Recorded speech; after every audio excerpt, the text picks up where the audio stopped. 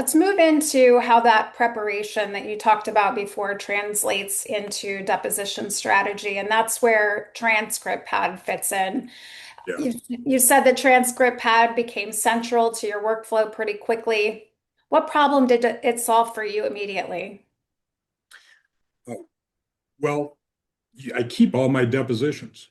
So they're all sitting on my iPad. And, I mean, I might just have this thing with me all the time. And if I'm sitting in a waiting room somewhere, I got a minute to read a deposition or go through it, pull out quotes. One thing that is super useful is the impeachment slides. Hmm. So I find myself going through the deposition and taking those key quotes and making these impeachment slides, which I can then incorporate into other exhibits or use them on their own as standalone.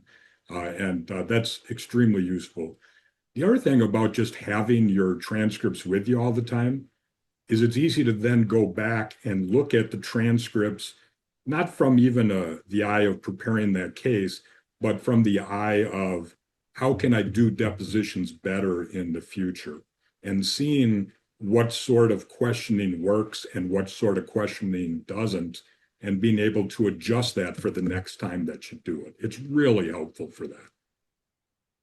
And when you're on your way to a deposition, have you ever taken a listen to transcripts on your iPhone via CarPlay?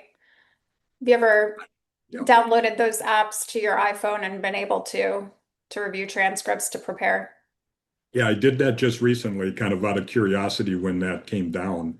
And then that's exactly what I end up doing is just putting it on in the phone as I'm driving and listen to it. And it can get you prepared for what you're going to do. Fantastic. Well, you recently mentioned revisiting a punitive damages deposition before a similar one. Can you walk us through what that looked like? Yeah, that was a case where the gentleman had he's approaching a red light.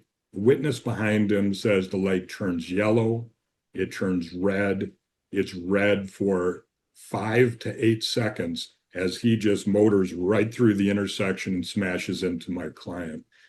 Well, what we learned during the deposition is he was messing with his phone, in his words, the entire time. And so by going through and using that transcript to create a motion for punitive damages, we were able to really just take his own words and build the brief around that. So, I mean, one thing that's very useful in TrialPad 2 is you can just highlight the sections you want, push the little export button, and boom, you got your quote to just stick right in your brief. And very, very useful tool.